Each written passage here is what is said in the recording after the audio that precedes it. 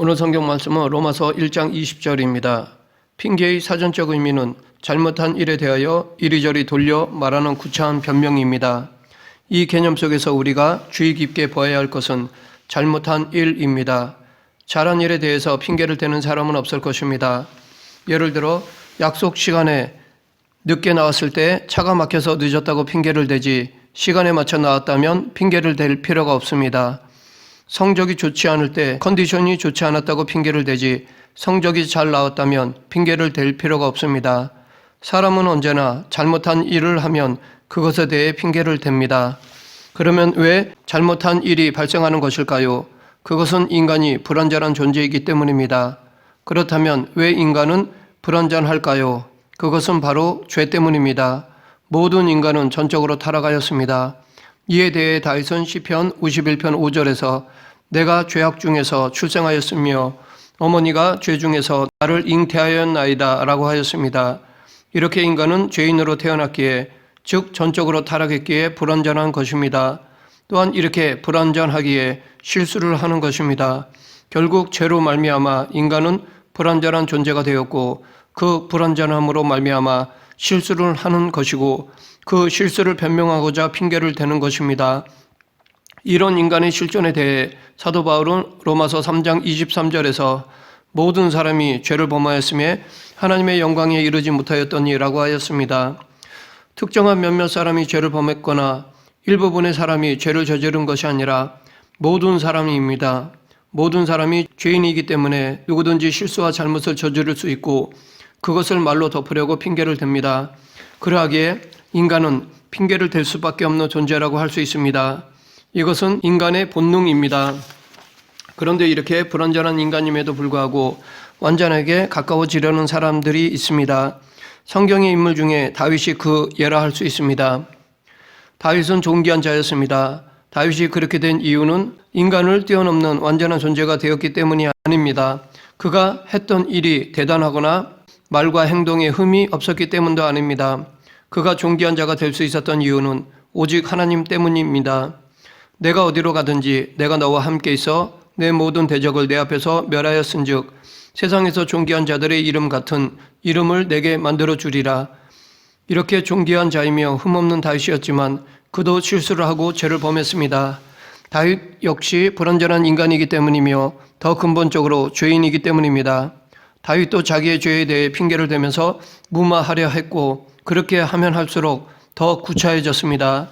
이스라엘 전체를 위기에 처하게 만들기도 하였습니다. 핑계는 말로 하는 것이기에 누구나 쉽게 할 수 있습니다. 힘이 들거나 비용이 드는 것이 아닙니다. 그러나 말은 행동과 다릅니다. 자기의 잘못을 말로 보완하려 하니까 상황이 오히려 더 어려워집니다. 잘못한 행동을 가벼운 말로 덮으려 하니까 오히려 무거운 결과만 옵니다. 핑계는 이렇게 무섭습니다. 이러한 예들을 성경 속의 인물들을 통해 살펴보겠습니다. 가인의 경우를 보면 가인은 자신의 재물을 하나님이 받으시지 않았다는 이유로 동생 아벨을 들판으로 불러내서 죽였습니다. 하나님이 가인에게 아벨에 대해 물으시자 그는 내가 내 아우를 지키는 자니이까 라고 핑계를 댔습니다. 가인은 인류의 최초의 살인을 저질러 놓고도 나는 아우를 지키는 자가 아닙니다 라는 핑계를 댔습니다. 그러나 가인은 이 핑계로 자기의 잘못을 덮을 수 없었습니다. 하나님은 아벨의 죽음을 다 보셨고 아셨습니다. 하나님은 가인에게 아우의 죽음에 대한 책임을 물으셨습니다. 그러자 가인은 벌이 너무 크다고 항변하였습니다. 그는 자기가 한 일에 대해서 도망가고 변명하기에 바빴습니다. 유다서는 이단에 대한 경고의 말씀입니다. 유다는 성도들에게 믿음을 지키도록 권하며 교회에 들어와 그리스도를 부인하게 만드는 이단에 대해 주의를 시켰습니다. 그럴 때 악한 인물들이 예로 나오는데 그 중에 대표적인 인물이 바로 가인입니다. 유다서 1장 11절 화 있을진저 이 사람들이여 가인의 길에 행하였으며 삭을 위하여 발람의 어그러진 길로 몰려갔으며 고라의 폐역을 따라 멸망을 받았도다. 가인은 악한 자에 대한 대표적인 인물이 되었습니다. 그리고 성경을 통해 우리는 가인이 악인이고 얼마나 큰 죄악을 저질렀는지 다 압니다. 가인이 아무리 핑계를 대봤자 아무 소용이 없었습니다. 가룟 유다의 경우를 보면 가룟 유다가 예수님을 판 이유와 원인을 우리가 정확히 알 수는 없습니다. 그러나 그가 예수님을 팔게 된 결정적인 장면이 있습니다. 마태복음 26장에서 예수님이 나병 환자 시몬의 집에서 식사를 하고 있었는데 나사로의 누이 마리아가 값진 순 나드 향유 한 근을 가지고 왔습니다. 마리아는 예수님의 발에 향유를 붓고 머리카락으로 발을 닦았습니다. 그러자 온 집안에 향유 냄새가 가득했습니다. 이때 가룟 유다는 마리아에게 이 향유를 어찌하여 300데나리온에 팔아 가난한 자들에게 주지 아니하였느냐라고 책망하였습니다. 인간적으로 보면 이 말은 합리적으로 보입니다. 비싼 향유를 발에 쏟으니 아깝게 보였습니다. 그에 비해 가룟 유다는 가난하고 소외된 사람들을 생각하는 국률이 많은 사람처럼 보입니다.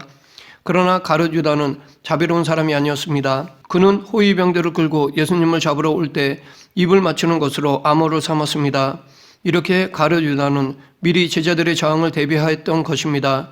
실제로 당시 베드로는 칼을 가지고 있었습니다. 그래서 예수님을 잡으려 할 때 칼을 빼어 말고의 귀를 잘랐습니다. 다른 제자들도 무력을 행사할 수 있다는 것을 예측하고 가룟 유다는 무정한 군사를 이끌고 온 것이었습니다. 이런 가룟 유다를 잘 알고 있던 사도 요한은 요한복음 12장 6절에서 가룟 유다에 대해 그는 도둑이라 돈꾀를 맞고 거기 넣는 것을 훔쳐가미러라 라고 하였습니다. 예수님과 제자들은 공생의 기간에 돈을 벌지 않았습니다. 그럼에도 불구하고 부족한 없이 살 수 있었던 것은 자발적인 헌물이 있었고 도와주는 손길들이 있었기 때문입니다. 그래서 재정 담당자가 필요했고 가룟 유다가 그 일을 맡았습니다. 세리 출신인 마태를 제치고 그가 맡았다는 것은 그만큼 그가 똑똑했고 다른 제자들에게 신뢰를 주었기 때문이라 생각합니다. 하지만 아무도 모르게 가룟 유다는 돈을 훔쳐가곤 하였습니다. 아마도 처음에는 돈이 일정하게 생기는 것이 아니어서 넉넉할 때 미리 챙겨놓고자 했을 것입니다. 그런데 돈이 많아지자 신의 믿음의 공동체라는 가치보다는 돈을 더 우선순위에 두었던 것입니다. 유다가 300데나리온에 팔아 가난한 자들에게 주지라고 한 말은 재정 담당자다운 빠른 계산이었습니다. 그런데 그가 말한 가난한 자에 대해 구체적으로 말하지 않았기에 그 가난한 자를 자기 자신으로 생각해도 무방한 것이 됩니다. 그래서 이 말 안에는 자신이 그 돈을 받아야 할 대상이라는 의미도 담겨 있다고 볼 수 있습니다. 그러나 예수님은 나의 장사한 날에 쓰려는 것이다 라고 말씀하셨습니다. 예수님은 마태복음에서 세 번이나 고난을 예고하셨습니다. 아마도 일상 속에서는 더 많이 말씀하셨을 것입니다. 그만큼 중요한 일이었습니다. 그런데 제자들은 신경조차 쓰지 않았습니다. 그들은 아무런 준비도 하지 않았기에 예수님이 잡히시는 그 밤에 다들 도망가기에 바빴습니다. 그런데 유일하게 마리아가 그것을 기억하였습니다. 예수님의 죽음에 대한 말씀을 들었고 그 말씀을 마음에 품었습니다. 아마도 그녀는 자신의 힘으로 예수님의 죽음을 막을 수 없다면 그것을 예비할 수는 있겠다고 생각했나 봅니다. 그래서 마리아는 그 비싼 순 나드 향유를 아낌없이 예수님에게 부어드렸습니다. 예수님의 죽음에 대한 마리아 나름대로 준비였던 것입니다. 반면에 가룟 유다는 실제로는 탐욕이 있었지만 그것을 숨기고 가난한 자들에게 주지라는 핑계를 댔습니다. 모세의 경우를 보면 하나님이 광야에서 40년 동안 양을 치고 있던 모세를 부르셨습니다. 그러면 왜 이스라엘 백성들을 출애굽시키기 위해 모세를 부르셨을까요? 모세보다 오히려 애굽에서 함께 고통 속에 살고 있는 아론이 출애굽시키기에 더 적합하지 않았을까라는 생각이 들기도 합니다. 무엇보다도 모세에게는 상처가 있습니다. 과거 히브리 백성들의 편을 들어주다 우발적으로 관리를 죽였는데 도리어 히브리인들로 인해 살인한 것이 들통나서 모든 물질명의 권력을 하루아침에 잃어버리게 된 것입니다. 최고의 높은 자리에서 광야에서 양이나 치는 신세가 된 것입니다. 그로 인해 동족인 히브리인에 대한 좋지 않은 감정, 상처가 있습니다. 실제로 그의 아들의 이름을 통해 이것을 확인할 수 있습니다. 모세의 아들 게르솜이라는 이름은 낯선 땅에서 나그네가 되었다라는 뜻입니다. 한스럽고 괴로운 자신의 인생을 아들의 이름에 담지해 놓은 것입니다. 그런 모세에게 하나님을 만났을 때도 그의 모든 말은 변명과 핑계였습니다. 하나님은 호렙산에서 떨기나무에 불러 모세를 찾아오셨습니다. 신기한 현상이기에 모세는 더 자세히 보고자 가까이 다가갔습니다. 그러자 하나님은 이리로 가까이 오지 말라. 내가 선 곳은 거룩한 땅이니 내 발에서 신을 벗으라 라고 하셨습니다. 그리고 모세에게 당신이 왜 떨기나무의 불로 나타나셨는지 그리고 앞으로 애굽에 있는 이스라엘 백성들에 대한 계획을 말씀하셨습니다. 출애굽기 3장 10절 이제 내가 너를 바로에게 보내어 너에게 내 백성 이스라엘 자손을 애굽에서 인도하여 내게 하리라. 이런 막중한 사명을 모세에게 주셨습니다. 그런데 모세는 내가 누구이기에 바로에게 가며 이스라엘 자손을 애굽에서 인도하여 내리이까 라고 하였습니다. 하나님은 당신의 계획을 자세히 말씀하셨는데도 모세는 거절했습니다. 내가 누구이기에 라는 핑계를 댔습니다. 이것이 첫 번째 핑계였습니다. 그러나 하나님은 내가 반드시 너와 함께 있으리라. 내가 그 백성을 애굽에서 인도하여 낸 후에 너희가 이 산에서 하나님을 섬기리니 이것이 내가 너를 보낸 증거니라 라고 말씀하셨습니다. 즉 지금은 모세 혼자 호렙산에 있지만 출애굽 후에는 수많은 이스라엘 백성들이 함께 하나님을 섬길 것이라는 약속입니다. 그런데 모세는 내가 이스라엘 자손에게 가서 이르기를 너희의 조상의 하나님이 나를 너희에게 보내셨다 하면 그들이 내게 묻기를 그의 이름이 무엇이냐 하리니 내가 무엇이라고 그들에게 말하리이까 라고 하였습니다. 즉 하나님의 이름을 모르기 때문에 가지 못하겠다는 것입니다. 이것이 두 번째 핑계였습니다. 하나님은 모세의 핑계에 출애굽기 3장 14절부터 22절에 걸쳐 길게 대답하셨습니다. 그런데 모세는 이렇게 긴 설득에도 그러나 그들이 나를 믿지 아니하며 내 말을 듣지 아니하고 이르기를 여호와께서 내게 나타나지 아니하셨다 하리이다 라고 하였습니다. 즉 이스라엘 백성들이 내 말을 믿지 않기 때문에 가지 못하겠다는 것입니다. 이것이 세 번째 핑계였습니다. 그러자 하나님은 이번에는 지팡이를 뱀으로 변하게 하는 기적을 행하셨고 손을 품에 넣었다 꺼내자 나병이 드는 기적을 행하셨습니다. 그리고 나일 강물을 떠서 땅에 부으면 강물을 피로 변하게 하겠다고 약속하셨습니다. 그럼에도 불구하고 모세는 오 주여 나는 본래 말을 잘하지 못하는 자니이다. 주께서 주의 종에게 명령하신 후에도 역시 그러하니 나는 입이 뻣뻣하고 혀가 둔한 자니이다 라고 하였습니다. 즉 자기는 언변이 뛰어나지 못하기 때문에 가지 못하겠다는 것입니다. 이것이 네 번째 핑계였습니다. 그러자 하나님은 누가 사람의 입을 지었느냐 누가 말 못하는 자나 못 듣는 자나 눈 밝은 자나 맹인이 되게 하였느냐 나 여호와가 아니냐 이제 가라 내가 내 입과 함께 있어서 할 말을 가르치리라 라고 말씀하셨습니다. 그런데 모세는 오 주여 보낼 만한 자를 보내소서 라고 하였습니다. 즉 이제 그만하고 다른 사람을 보내라는 것입니다. 더 이상 핑계를 댈 수 없었던 것입니다. 그런데 모세는 나중에 애굽에 가서 자신이 보였던 핑계들을 바로 왕에게서 발견하였습니다. 애굽의 바로 왕도 이런저런 핑계를 대면서 이스라엘 백성들을 보내지 않았습니다. 그럴수록 애굽은 더 비참해져 갔습니다. 아마도 모세는 그런 바로 왕을 보면서 과거 호렙산에서의 자신의 모습을 기억했을 것입니다. 바리새인들의 경우를 보면 하나님은 10계명 중 5번째 계명으로 내 부모를 공경하라 라고 하셨습니다. 그러하기에 자녀는 부모를 공경해야 할 책임이 있습니다.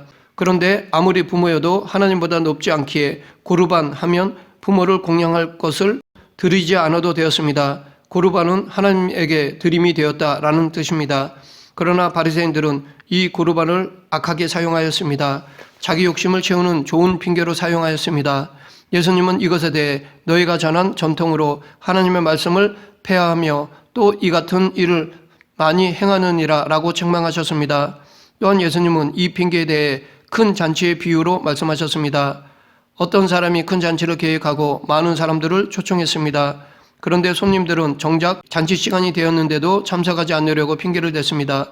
어떤 사람은 밭을 샀기 때문에 급히 나가야 한다고 했고 어떤 사람은 소 10마리를 방금 샀는데 시험을 하러 가야 한다고 했습니다. 또 어떤 사람은 장가를 갔기 때문에 가지 못하겠다고 하였습니다. 종은 돌아와서 이 사실을 주인에게 알리자 주인은 화가 났습니다. 그래서 이번에는 가난한 자들과 몸 불편한 자들과 맹인들과 저는 자들을 데려오라고 하였습니다. 그래도 빈자리가 있기에 주인은 종들을 더 먼 곳으로까지 보내 사람들을 데리고 왔습니다. 그리고 내가 너희에게 말하노니 전에 청하였던 그 사람들은 하나도 내 잔치를 맛보지 못하리라 라고 하였습니다. 이 말은 이런저런 핑계로 하나님 나라의 초청을 거절한 사람들은 은혜의 기쁨을 누리지 못한다는 것입니다. 이것은 곧 모든 인간은 하나님을 믿지 않는 것에 대한 핑계를 대서는 안 된다는 것으로 연결이 됩니다. 하나님은 분명히 당신의 능력과 신성을 모든 만물에 다 담지해 놓으셨기 때문에 우리는 자연을 바라보면서 창조자 하나님을 믿어야 합니다. 하나님 나라의 초청을 받아들여야 합니다. 하나님을 믿지 않는 모든 이유, 하나님 나라의 초청을 거절하는 모든 이유는 핑계에 불과하며 그에 따른 심판이 반드시 있습니다. 그것이 오늘 본문입니다. 창세로부터 그의 보이지 아니하는 것들, 곧 그의 영원하신 능력과 신성이 그가 만드신 만물에 분명히 보여 알려졌나니 그러므로 그들이 핑계하지 못할지니라. 말씀을 맺겠습니다. 우리는 불완전하기에 잘못한 일이 발생되고 그것을 변명하고자 핑계를 댑니다.